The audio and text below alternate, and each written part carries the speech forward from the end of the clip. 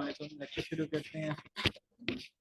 चलिए, लेक्चर में आज हम लोगों ने पहला तो इनिशियल लेक्चर है, फर्स्ट लेक्चर है हमारा। तो बजाय इसके कि हम लोग डायरेक्टली एक मिनट रिकॉर्ड।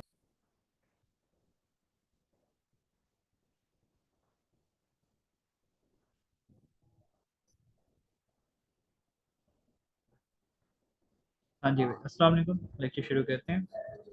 लेक्चर शुरू करने से पहले मैं थोड़ा वो तो आपको गाइड कर दूं कि यार देखो ये क्या होगा आपका रिकॉर्ड वो सॉरी, आपके पास रिवीजन लेक्चर्स हैं, रेगुलर लेक्चर्स नहीं है। अब अगर रिवीजन लेक्चर्स हैं तो रिवीजन लेक्चर्स में क्या होता है, आपके पास जो टाइम पीरियड है ये लिमिटेड होता है। ठीक है। अब जब टाइम पीरियड लिमिटेड है तो इसमें हमें क्या करना पड़ेगा, जल्दी जल्दी काम करना पड़ेगा। इसमें हम क्या करेंगे, कोशिश करेंगे कि एक दिन में हम कम से कम एक चैप्टर ख़त्म कर रहे हैं, या इन केस एक चैप्टर नहीं भी ख़त्म कर रहे तो कम से कम आधा चैप्टर हम ख़त्म कर रहे हैं। उसके अलावा हमने क्या करना है, हमने ये करना है कि जो वो है ना, इसके नोट्स में आपको समरी नोट्स में आपको प्रोवाइड करता हूँ। ठीक है। समरी नोट्स किस तरह से प्रोवाइड होंगे, आपके बुक के ही बने होंगे, लेकिन बुक की एक तरह से आप कह लो समरी होगी। ठीक है। तो मजीद टाइम ज़ाया किए बगैर हम क्या करते हैं, लेक्चर के ऊपर लेक्चर शुरू करते हैं। तो चलें। हाँ भाई, बैंकिंग क्या होती है? बैंकिंग बेसिकली होता है, ये बंदा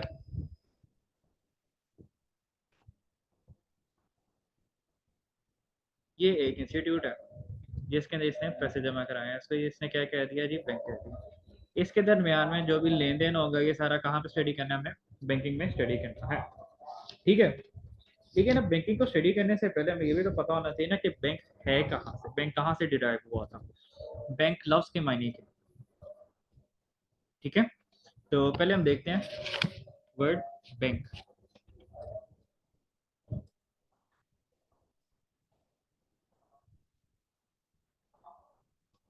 इसको तो अब हम कह लेते हैं बैंक, लेकिन इसको इटली में कहा जाता था बैंकस। इटली में क्या कहा जाता था, बैंकस। या इसको इटली में एक नाम और भी दिया गया था, वो क्या था, बैंको। ठीक है। इसके अलावा इसको फ्रांस में एक नाम और दिया गया था। फ्रांस में क्या नाम दिया गया था जी इसका,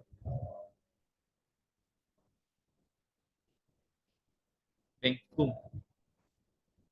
बैंकुम।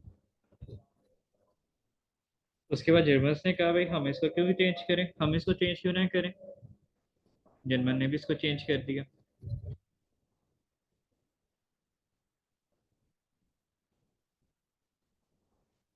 जर्मन ने इसको कह दिया जी बैंक।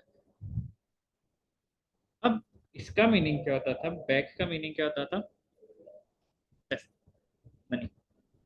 लेकिन कौन सा पैसा, जॉइंट, यानी जो एक जगह पे पड़ा होगा। ठीक है। जॉइंट पीने वाला जॉइंट नहीं, जो पैसा पड़ा होता है वो वाला मतलब कंबाइन होता है। ठीक है।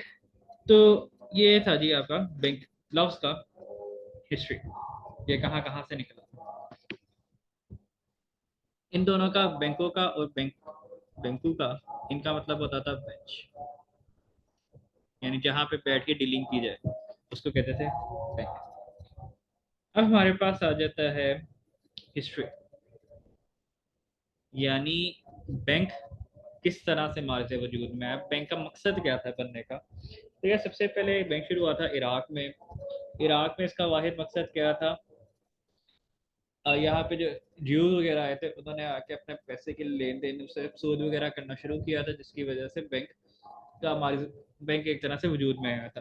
फिर ग्रीस में आ गया, रोम में आ गया, इटली वगैरह में आ गया, और ये सारा आपको इतना पढ़ने की जरूरत नहीं है।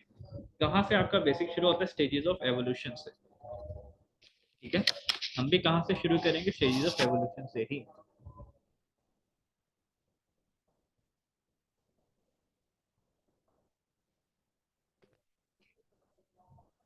देखो अब सबसे पहली स्टेज कौन सी थी, सबसे पहले किस कोई भी काम खराब करना हो किसने करना होता है? बादशाहों ने।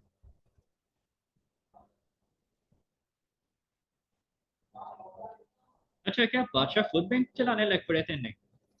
बादशाहों ने देखा यार ये लोग आए हैं, लोग क्या कर रहे हैं, दूसरे लोगों के पैसे ले रहे हैं और दूसरे लोग भी उनको खुशी से दे रहे हैं। बादशाह का मकसद क्या था? पैसे लेना। अब बादशाह ने देखा कि यार ये बंदे को खुशी खुशी लोग पहले ही पैसे दे रहे हैं, क्यों ना मैं भी इसके साथ ऐसे के लॉस बना दूं, मैं इसको इस तरह के रेगुलेशंस अता फरमाऊं कि ये बंदा ना सिर्फ खुद पैसे कमाए बल्कि मुझे भी पैसे कमा के दे। तो बादशाह ने क्या किया? बादशाह ने ये किया, उनके लिए रूल्स फ्रेम कर दिए जो किसके मदद में हो? जो बैंक चला रहे हैं, रूल्स फॉर बैंकर्स। क्या बैंकर से रूल सेट किए थे कि यार देखोगे तुम इतना कमा रहे हो, इसका इतना कट मुझे दे देना, तुम अपना काम करो मैं अपना काम करता हूँ, कोई इससे आपका काम नहीं होगा। ठीक है, ये था बादशाह का काम करना, यानी इसने क्या किया था? रूल्स बना दिए थे। फिर हमारे पास आ जाते हैं मर्चेंट्स। मर्चेंट्स कौन होते हैं? ताजिर हजरात। ताजिर क्या करते हैं? एक बंदे की चीज लेके जाते हैं, दूसरी जगह पे बेच देते हैं, उधर से लेके आते हैं यहाँ पे बेच देते हैं, फिर यहाँ की वहां वहां की यहाँ, यही करते रहते हैं। तो लोगों को इनके ऊपर ट्रस्ट होता है, लोग इन पे ट्रस्ट करते हैं, यकीन करते हैं कि भाई ये अच्छे लोग होंगे, पैसे वाले हैं। इसके अलावा लोगों को लगता है कि यार ये ट्रांसफर होते हैं तो हमारी चीजें इधर से उधर भी लेके जाते हैं। और थर्ड पॉइंट क्या था?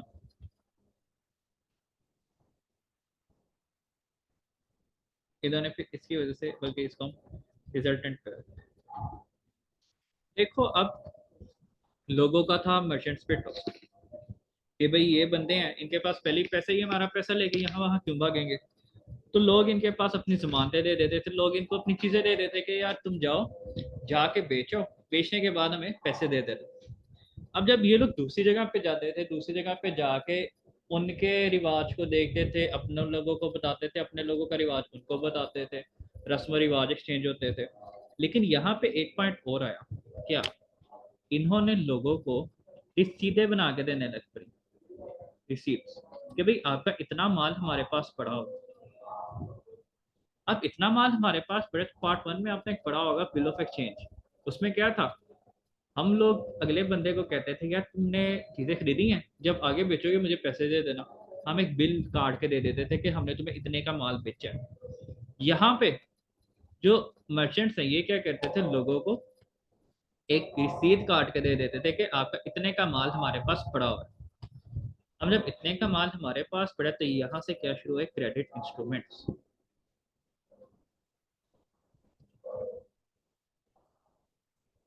कौन सा क्रेडिट इंस्ट्रूमेंट? खास करके बिल ऑफ एक्सचेंज। लोग क्या करते थे? इनके ऊपर यकीन करते थे। इन्होंने क्या किया? दूसरे मुल्कों में जाके अपने लोगों के बारे में बताने लग पड़े और अपने लोगों को उन लोगों के बारे में बताने लग पड़े। अब जब इस तरह से ये लोग लेके चलने लगे तो क्या हुआ? लोग इसके ऊपर ज्यादा एतबार करते रहे, ये दूसरे शहरों में दूसरे मुल्कों में जाके भी करने लग पड़े। लेकिन अब जब इनको दूसरे मुल्कों में जाना पड़ा तो मसला ये है कि यार हमें भी तो चाहिए ना, कोई ये श्योरिटी तो दो कि भाई ठीक है हम आप पे यकीन करते हैं, लेकिन इतना यकीन भी नहीं करते, हम सारा माल आपको दे दें और आप गायब हो जाए पीछे से। तो इस यकीन को बरकरार रखने के लिए मर्चेंट्स ने क्या किया? आप लोगों को रसीदें काट के देना शुरू कर दी। अब ये रसीदों ने क्या किया? रोल प्ले किया क्रेडिट इंस्ट्रूमेंट्स का। किस तरह से? लोगों ने वो ये कहने लग पड़े कि यार ठीक है आपके इतने पैसे हमारे पास पड़े, इतने मलकियत की चीज हमारे पास पड़ी है, अगर आपको जरूरत पड़ी आप यहाँ वहां से जाके पैसे निकलवा लेना, या यहाँ वहां से जाके आप दूसरे ताजिर को कहना भाई मेरे ये फलां ताजिर के पास इतने पैसे पड़े हैं, तुम उसे पैसे ले लेना, अभी मुझे ये चीजें मुझे दे दो। वही बिल्कुल बिल ऑफ एक्सचेंज वाला काम है सारा। ठीक है, ये था मर्चेंट्स का सारा काम।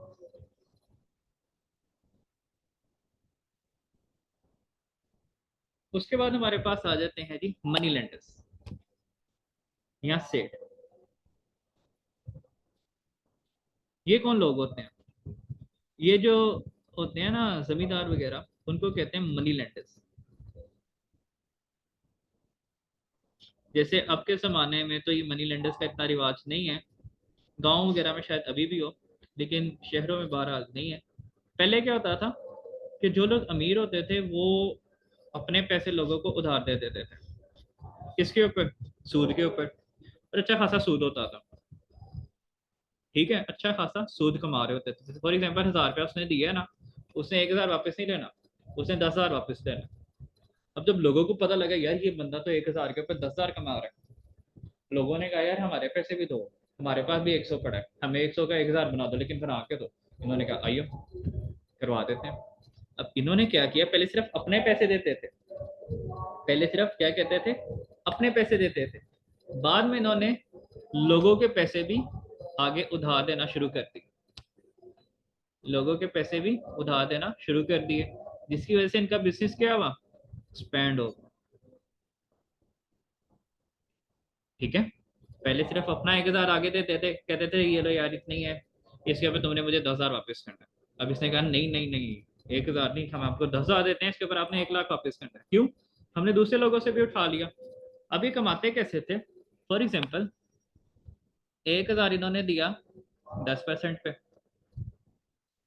और बाकियों को ये लोग दे रहे थे 1,000 के ऊपर 8%। ये था इनका लेंडिंग रेट, और ये था इनका बोरिंग रेट।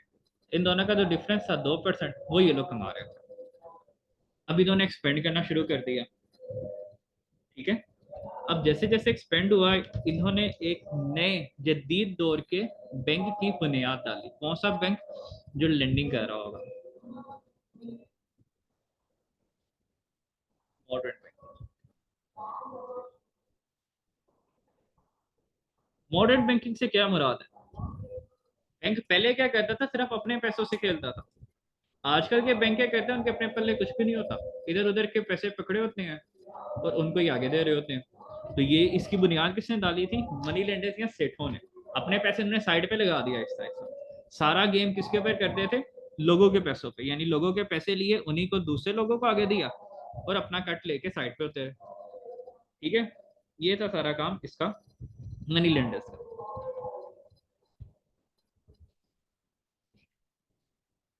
अब हम चलते हैं जी किसके ऊपर, गोल्डस्मिथ्स पे।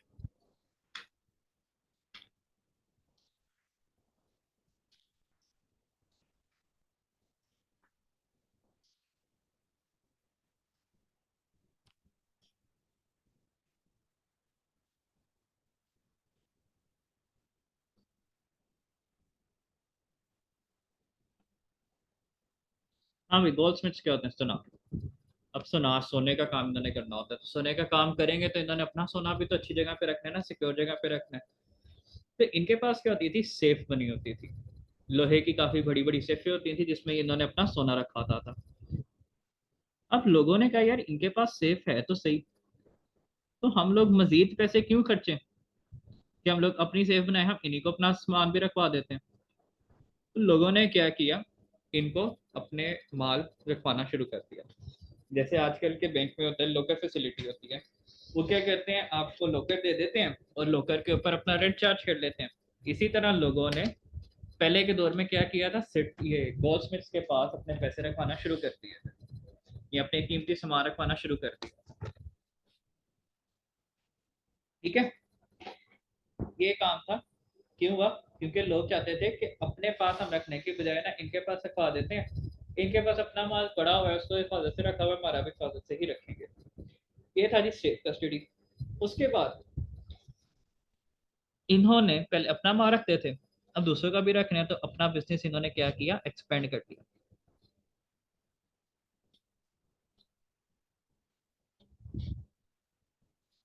ठीक है, उसके बाद हमारे पास थर्ड पॉइंट,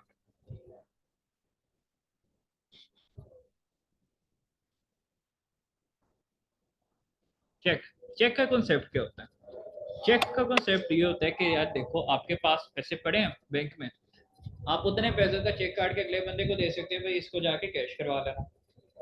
अब गोल्डस्मिथ्स भी क्या करते थे, जब आपने इनको अपनी चीजें रखवाई है कि भाई इनको सेफ रखना, अपने पास रखो लेकिन इनको इधर उधर नहीं जाने देना, ये आपको क्या करते थे, एक तरह का चेक काट देते थे, एक तरह का चेक काट देते थे। फॉर एग्जाम्पल आपने इनके पास 10,000 रुपए का सोना रखवाया, गोल्ड, ये आपको क्या कहेंगे, इन्होंने कहा यार आपको हम क्या करते हैं, PKR 10,000 का चेक काट देते हैं, ठीक है, PKR 10,000 का चेक काट देते हैं। इस चेक से क्या होगा, आप जहां पे भी जाओगे, जब भी आपको जरूरत पड़ेगी, आप 10,000 निकलवा सकते हो कहीं से भी। क्यों? क्योंकि गोल्स में तकरीबन हर जगह पे ही मौजूद थे। लोगों को ये बड़ा अच्छा लगा, और यही कॉन्सेप्ट आगे चल के क्या बन गया, चेक की बुनियाद। ठीक है, इस लेक्चर को हम यहाँ तक रखते हैं। तकरीबन हमारा हाफ चैप्टर जो है वो कंप्लीट हो चुका है। तो ठीक है, अगले लेक्चर में मुलाकात करते हैं। अल्लाह हाफिज़।